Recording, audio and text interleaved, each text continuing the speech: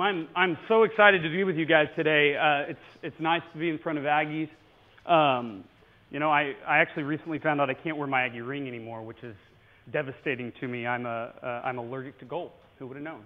But what we are trying to do today, what we want to accomplish here, is that we want to go through the skills that people use. In ways that make them better communicators. For many of us, what we think is that we should just be natural up here. We want to stand up and we want to just do what feels like it would work in our own style. But what we find is that over and over again, when we try to do the things that make it feel like it's our own style, what that really means is that we end up completely out of control, like I've been for the last minute. From the time I walked up on stage until the moment I just said out of control, I have broken every single rule of public speaking. Can anybody help me out and tell me a few of the things you noticed that might have distracted you? Yes. I was touching my mouth. Yeah, I was rubbing all over my body, everywhere. And yet, where was that in my message? Did I say anything about my mouth? I didn't, did I? Anyone else have anything? Yes. I said, yeah, I mean, well. We call that padding, words and non-words we use in order to try and fill space when we don't know what we're going to say. Anybody else catch anything? Arms crossed. My body language was closed off. That's what we call that. We actually, we'll talk more about this later, but this is a gesture that says, I'm nervous. Anyone else catch anything? Yes. I was pacing. I was running a marathon up here, actually. That was my goal. I'm training for one, so I figured why not do it while I'm speaking? Burning off nervous energy is what I was doing. Anybody else catch anything? Yes? You nailed it. Talk about coming on stage in a way that ruins the first opportunity that I have to make an impact on you. First impressions are very important, and I walked up here and moseyed around and distracted Andrew and actually kept you guys from even having a chance to think the best of me. See, all of these things together, they're not intentional. I didn't get up here and try to mess it up. Actually, in this case, I did. But so many of us, we do these things on accident because we're in conversations one-on-one. And it's not a big deal when I'm with my friend. But when I stand up in front of this many people and the communication isn't two-way, what I do is I distract the audience and I keep you guys from hearing the message that I mean to convey. But I'm here with Aggies, so you guys are a forgiving group. So will y'all give me another chance to start this right? Thank you. I appreciate it. On May 2nd, 2011, at 10:35 p.m., the world was watching as Barack Obama, President of the United States, walked up to a mic to announce that we had captured and killed the most wanted man in the world. A team of SEALs had gone over into the border of Pakistan and infiltrated his compound, found him, and arrived back safely. What's crazy and exciting about this moment is that one of the people on that trip, Mark Owen is his pseudonym, has recently written a book, and he was interviewed by 60 Minutes. And the person on 60 Minutes asked the question, so what is it that makes you so successful? He answered the question. He said, we have this saying in the SEALs, can you shoot, can you move, and can you communicate? If we can do all three of those things, we will be more successful than anyone else in the world. The same exists for everyone in this audience. You've spent the last 4 years learning your craft, the equivalent of what the SEALs do when they shoot and when they move. You've worked on engineering. You've worked on the skills it takes to rise up in the field that you want to be in. But here's what's interesting. Your success will not be based on those skills alone, but it will be based on your ability to communicate those concepts and those ideas to other people. For a lot of people, I know you never want to be up on stage. You're afraid of public speaking. It's not what you want to do for the rest of your life. And I just want to say to you in particular, it doesn't matter. You are in a life. You are in this human experience, and the nature of the human experience is such that our ability to communicate defines our success. So here's the question that I have today, and what I really want to walk through is, what is it that makes us successful on stage? What is it that makes us grab the audience, draw them in, and engage them where they are? And what are the traps that many of us run into that we unintentionally do to rob ourselves of our presentation power? The first one, pretty easy. How many people here have a fear of public speaking?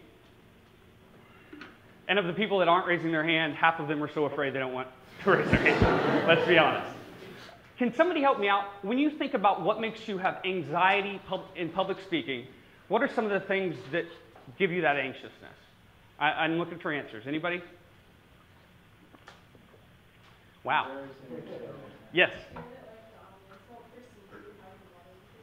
That the audience won't perceive you how you want to be perceived, that they won't understand you. Anyone else have anything? Yes?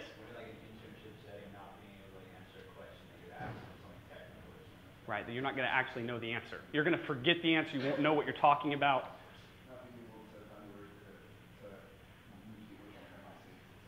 Can't get the words out of our mouth. Anyone else?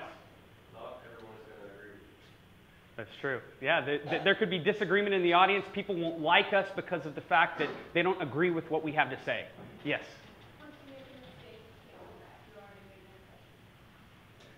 That's a good one. We're afraid that if we make a mistake, that the moment is past, we're done, we're toast, it's over. That's a good one to stop on. Here's what's interesting about most of our anxiety with public speaking, and it is the #1 phobia in the world. So you're not alone if you have anxiety when you speak. Our goal is to just get the butterflies flying in formation. So here's the issue. The first rule we have to remember, you might want to write this down if you have any anxiety. The audience is more forgiving than you are. Who's our own worst enemy? Anybody? Ourselves. Unless you're married. No, don't get me wrong. Don't get me wrong. Marriage is grand. Divorce, 400 grand. So I think I'm going to stick with it. I'm 6 weeks in, by the way. I'm an expert. Okay, so the audience is more forgiving than we are. The second principle we always have to remember, the audience does not demand perfection. They demand effective. Second principle. Third principle. Give yourself permission to be less than perfect, but never less than professional. So many of us, our anxiety when it comes to public speaking is because we spend all our time thinking about ourselves and thinking about all the worst things that could possibly go wrong.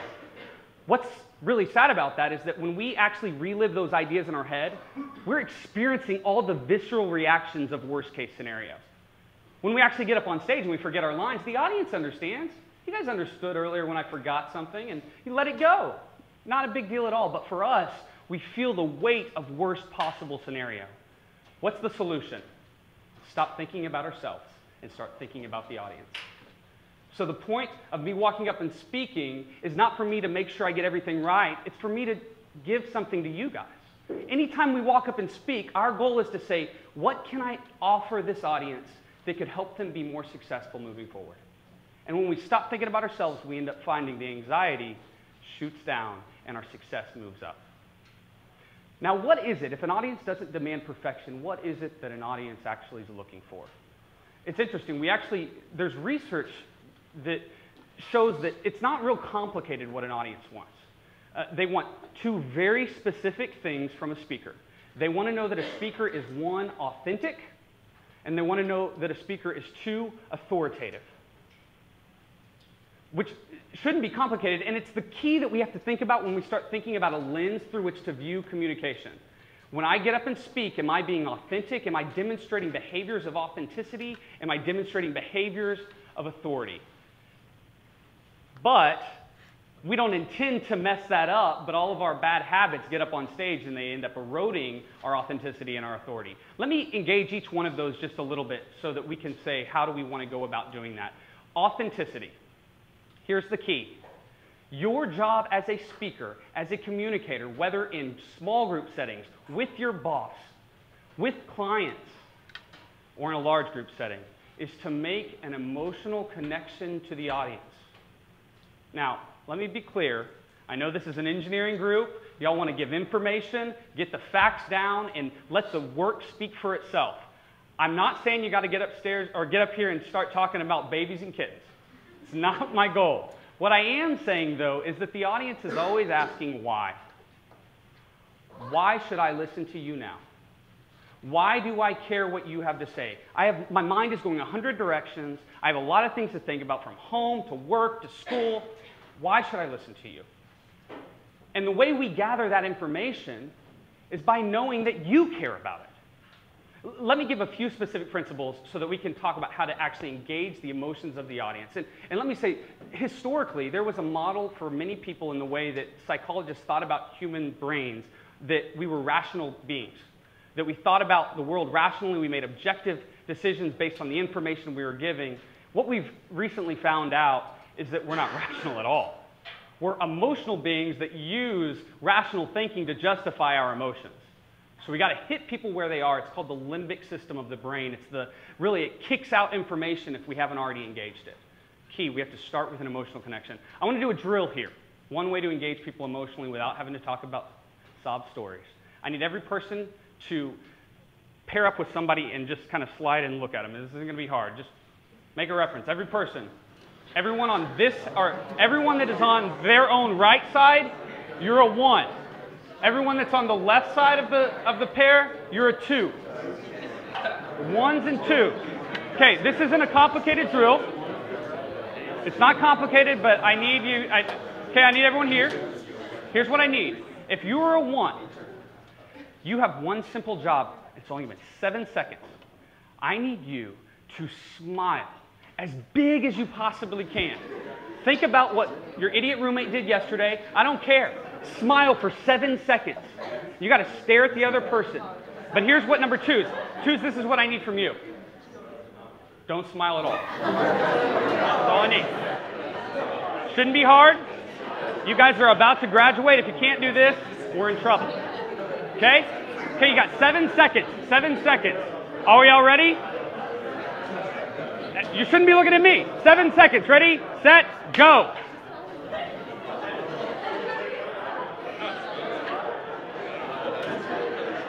Stop. Stop.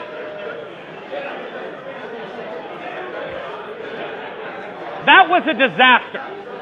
Not one person. Anybody, or was any of my 2s, were any of y'all able to not smile by staring? Wow. Wow, I'll tell you what that means in a second. Okay, I'll give the other group a shot. Trade it up. Everyone, take a second. Get your wits about you. We got to get serious if you're number 1 now. 7 seconds, guys. Look at each other. Ready, set, go.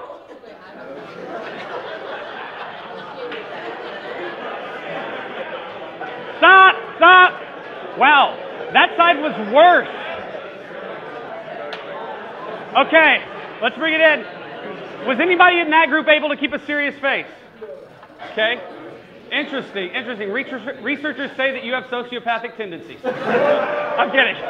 Not true at all. The truth is, it actually doesn't indicate anything. Here's the reason I'm giving you that information. There was a study done by a professor named Paul Ekman. In fact, if you've ever seen the TV show Liar, Liar, Paul Ekman is the person that was based off of. And they did this study where they had people hook up sensors to the brain and watch them smile. And certain regions of the brain light up clearly every time we smile. And what's interesting is that lighting up actually releases dopamine into our brain. Some of you might know what dopamine is, but it's the happy drug. It makes us happier, but it also makes us remember things, and it opens us up emotionally. Here's what makes this study crazy. If the person who was hooked up had a technician walk in and smile at him, even if that person did not smile, the same regions of the brain lit up as if they did. Mirror neurons in the human body, or in the human brain, actually make us think we're smiling even when we just see someone else smile. And we want to see people smile because it releases dopamine, it helps us engage emotionally, it helps us remember what we're going to say. So when I say that we want to make an emotional connection, I'm not saying that we always have to just move to this life-transforming event. I'm saying that even our body language and our smiling helps create an emotional connection that engages people and encourages them to get on board with where we're going. Another way that we want to talk about being authentic and engaging people's emotions is through the stories we tell. How many of you guys can remember a time that you've heard a speaker, you don't have a clue the message they had, but you remember the funny story? Anybody else with me? We're all that way. Our brains are wired to think in story, in causal relationships where we can connect ourselves to the message that someone else has given.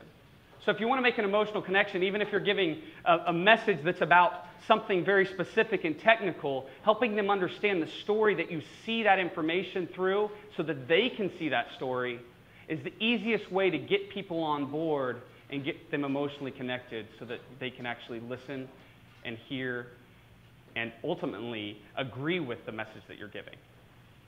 Authenticity. We have to engage people emotionally. Let's move to authority. Authority, we find authority in three ways. There's other terms we can use. Power is another one that we often use. Authority is derived when public speaking. Number one, the least important factor are the credentials we bring to the table. Not to say it doesn't matter. I always tell people that I coach speaking, you know, if you just would have been more famous, you could have been worse at speaking. But you need it. Now, so there's this place. If you're really famous, great, be mediocre on stage. In fact, when I was back in college, we had Coach K come to speak at the Rudder Auditorium. And I'm leaving the speech with one of my good friends, and he walks out and he says, "Wow, that was amazing." Coach K stood behind a podium and read a speech without any vocal inflection through the entire speech. I'm like, really? He was really good. If I had done that, I would have been booed off stage in 10 minutes. Literally, naps, it would have been awesome. But it's Coach K, and he's got his authority. And Coach K is an amazing man, so he has earned that right, that his words carry more power because of the authority he brings to stage. But for the rest of us, we derive authority in two specific ways that are critical for us. Number one, our knowledge of the topic. Are we experts? Do we know what we're talking about? But it's not just do we know what we're talking about, are we delivering that, are we putting that into a structure that makes sense to the people in the audience?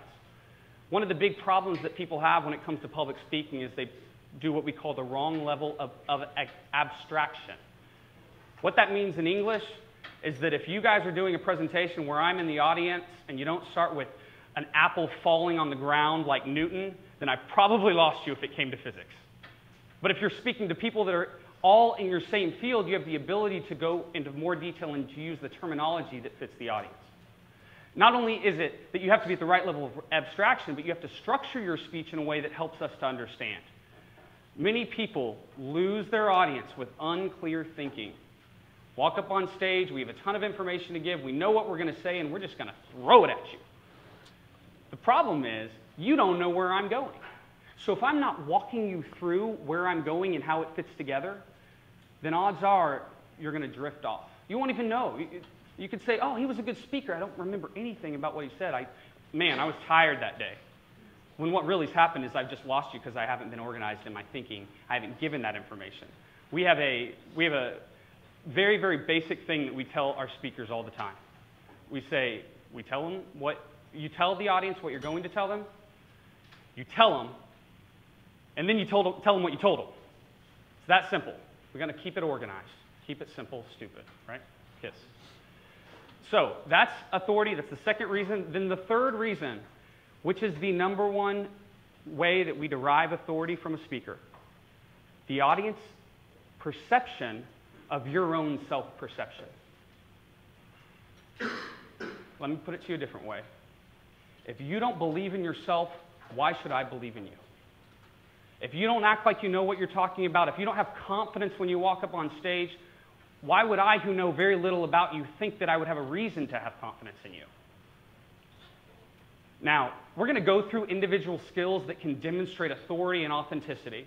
I'm going to actually walk through that, give you guys a chance to do it as well. We'll have 3 people who are afraid of speaking walk up and speak for 5 minutes. No, kidding. But at the end of the day, these are meant to be behaviors that are demonstrated on the basis of what you actually feel inside. And so if you spend all your time walking up on the stage, before you're on the stage, if you spend all your time thinking about all that can go wrong, fearing what other people are going to think, having insecurities that you bring up on stage, the behaviors I demonstrate aren't going to be enough to overcome that. You have to get hold of the lies that we tend to believe that make us anxious and insecure when we come on stage and focus on the positive that is true so that we can be successful. Are y'all with me? We all on the same page so far? Okay, so we have authenticity, we have authority. But here's the key. How do we actually do that? What are specific behaviors? Only stats I'm going to give you. 7, 38, and 55. Anybody have any idea what those are? They add up to 100. Anybody? It's a famous, or it's a well-known idea. Most people don't know the source of it. Dr. Albert Moravian, from his book Silent Messages, said that when we look at communication, particularly with feelings and emotions involved, we get the message on the basis of 7% the words we use, 38% the tone of our voice, and 55% our body language. There was a study recently done by a professor at Tufts by the name of Abani, and he actually had students that had never taken or knew anything about a professor come into a room and watch short clips of that professor and rate them on their knowledge, rate them on their ability to communicate, and ultimately rate them on how good of a class that would be. 30 seconds, 20 seconds, 10 seconds. In less than 10 seconds, those students that knew nothing about the professor were able to give with 100% correlation what people rated these professors after a full semester with them, including information given. We even judged information on a 30-second clip, and here's what's interesting. The clip was in silence. Didn't need to know a thing about what they were saying, didn't even need to know the tone of their voice. They could gather enough from the 55% to gather how good this speaker was and how much I would enjoy them and how much I would learn from them. We got to get this down. Okay, I'm going to go through the parts. We can divide this into two basic categories when it comes to nonverbal communication or when it comes to our body language. We have the visual, nonverbals, and we have the verbal, the way we say things. I'm going to go through it. I need every person to stand up right now. We're going to present the speaker's stance. It's going to be awesome. Just everyone stand up. I need you to have your feet shoulder width apart. Arms, here's the key, arms at your side. Everyone, how you feeling? Arms at our side. Is this awkward for you? Because it's awkward for me. Okay. No one said that we needed to be comfortable when we spoke. We said we needed to be effective. I'm not going to ask you guys to stay here, and when you speak, you've noticed I've moved around on stage. I haven't been like this the entire time, but here's the thing. We want to start there because it's a symbol of strength and authority. Y'all can sit down. Most of us don't do it. We don't feel comfortable with it. I'll give you what is comfortable for me. I said it earlier. From here to here, from here to here. We hate this. Here are some other ways that we mess up. The fig leaf. The reverse fig leaf. The stern parent. My favorite, a spider on a mirror. Look at this. We also like to jiggle to make sure that our keys are here. I don't have any keys because I have that problem. We like to determine whether we're getting married and whether we're going to stay married on the basis of our speaking. We like to fidget various ways to see how to burn off the energy. Here's what my advice is. I do recommend you move on stage. This right here, I wish it could just be tossed aside because we never want to have something in between the audience and I. So I never recommend someone stand on a podium and speak the entire time. You want to be out from behind the podium. If you've got to go back and reference your notes, that's okay. But we want to move around, but the key is that we want to plant back to start position, rest position for a paragraph. So I move over here, I engage you to keep the energy high. I can pivot, I can talk here, and then I can move, and I can talk. But the key is if I'm going to stop, I better stop and make an impact phrase. So I don't want to ever be walking and give this great moment and climax of my speech while I'm moving around and not looking at the audience. That's our posture. One thing to think about from an authority standpoint is we want to take up space. We don't want to be small. Think of ourselves as this silverback gorilla that has an authority to him, that walks around with presence. That's what we talk about when we talk about posture. Be strong, have authority, walk around with confidence. Let's move on to appearance. Look, I know I dressed a little bit nicer, but I did it intentionally. We gather from appearance two things historically. Number one, is this person of our tribe? Number two, is this person successful? The clothes we wear is an indication of our success. Now, I know you guys are all comfortable in t-shirts and shorts. I am too. This is a disaster. I'm hot. I don't enjoy it. But I wanted to come and say, we're not typically in the business, if we're in corporate America, if we're moving into corporate America, of trying to look good among our friends. We want to dress in the tribe and dress for success of the people who we want to be connected to. So anytime you're in an audience or anytime you're about to give a speech, you have to think, what is this audience? How can I dress for success? How can I look professional and look like a member of their tribe? It's the simplest way to describe it. So that's appearance. I'm getting close on time. We have appearance, posture, hands. What do we do with these? Eyes are attracted to movement and light. If I make lots of motion without having purpose to it, I redirect your eyes down. So we want to make sure that when we speak and we use our hands with purpose.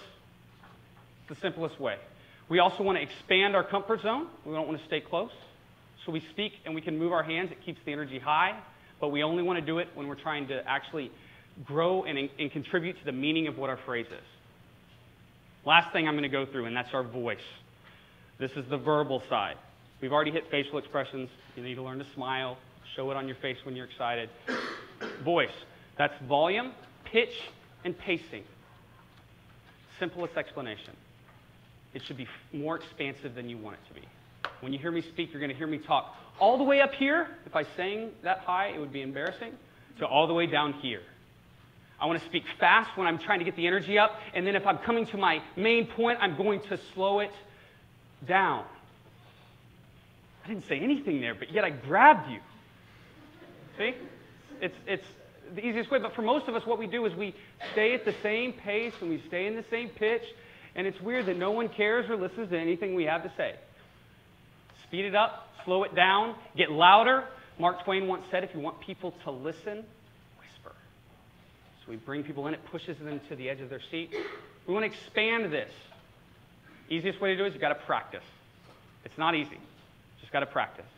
Last thing, padding. I mean, you know, like. I don't know, do any of y'all know who Dr. Rigsby is? He was a professor in the communication school. And he used to, anytime someone would stand up to speak, if they were going to say, if they said, like, you know, he would clap his hands and in front of like a 400-member class, make them redo it from beginning to end. It can be embarrassing to try and get rid of this, but I'll tell you right now, every great speaker I know didn't wake up and become this great speaker by not practicing. No one was born not saying, you know, like, I mean. We pick it up because our culture does it. The solution is silence. It's okay to pause. It actually draws the audience in. It creates suspense. It helps us think about what we're going to say next. It just takes practice and becoming aware of it. So ask your friend, ask your closest friend, ask your girlfriend, boyfriend. Help me out. When you hear me say, you know, just let me know. And you'll get better. I say all of this, and I'm really hitting my time, because I learned a long time ago. I started doing public speaking and knew that this was what I wanted to do my freshman year of high school. And I did it because I went to a conference, I heard someone speak, and it transformed my life. And a lot of people hear about conference speakers and they think, oh, it's this temporary high and you never change. Well, I did change. And I changed on the basis of someone who had worked hard to grab the language, to perfect the way they said things, to say things with strength and confidence, and to have their body language in a way that didn't distract me so I couldn't hear what they had to say. And I know that a lot of you are thinking more in technical terms, but my promise is this, that whatever you're doing, people want to know why.